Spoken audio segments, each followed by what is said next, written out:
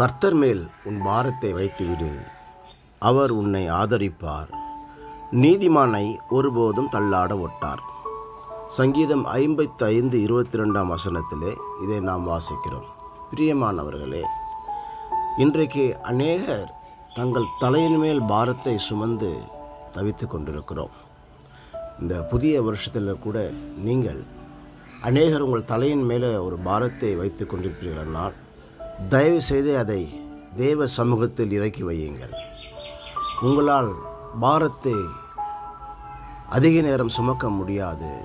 உங்களை அழுத்துகிற பாரங்கள், எதிர்கால பயங்கள், எதிர்காலத்தை குறித்த திட்டங்கள், தீர்மானங்கள் எதுவாக இருந்தாலும், அல்லது உங்கள் பிள்ளைகளை குறித்த காரியங்கள், உங்கள் பிள்ளைகளுடைய எதிர்காலங்களை குறித்த காரியங்கள் எவைகளாக இருந்தாலும், அல்லது உங்கள் தொழிலை குறித்த காரியங்கள், தொழில் முன்னேற்றத்தை குறித்த காரியங்கள் எவைகளாக இருந்தாலும், அல்லது கடந்த நாட்களிலே நீங்கள் அலசடிப்பட்ட, உங்களை அலைய வைத்த அநேக காரியங்களை எல்லாம் நீங்கள் சுமந்து கொண்டு வர வேண்டாம்.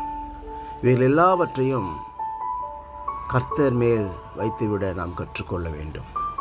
இன்று அநேகர் கர்த்தர் மேல் பாரத்தை வைத்துவிடும் வசனத்தை அறிந்திருக்கிறார்கள். ஆனால் அந்த பாரத்தை எப்படி வைப்பது என்று அறியாமல் இருக்கிறார்கள்.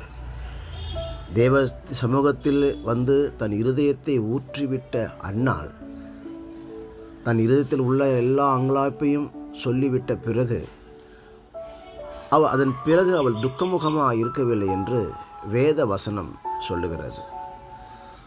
பிரியமானவர்களே, அதாவது என்ன அர்த்தம் கர்த்தர் மேல் பாரத்தை வைத்து விடுவது என்றால், உங்களை அழுந்துகிற எந்த பாரமான காரியங்களாய் இருந்தாலும் தேவ சமூகத்திலே வைத்துவிட கற்றுக்கொள்ள வேண்டும். அதாவது ஒரு சிறிய பின் குண்டூசி அளவு பாரத்தை கூட நீங்கள் சுமக்கக்கூடாது.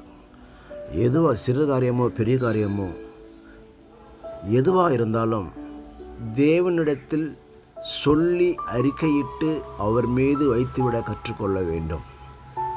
அவர் திராணிக்கு மிஞ்சி சோதிக்கிறவர் அல்ல என்பதை நீங்கள் புரிந்து கொள்ளுங்கள். நிச்சயம் உங்கள் எதிர்காலத்தை அவர் பார்த்து கொள்வார். ஏனெனில் உள்ளங்கையிலே உங்களை வரைந்து வைத்திருக்கிறார்.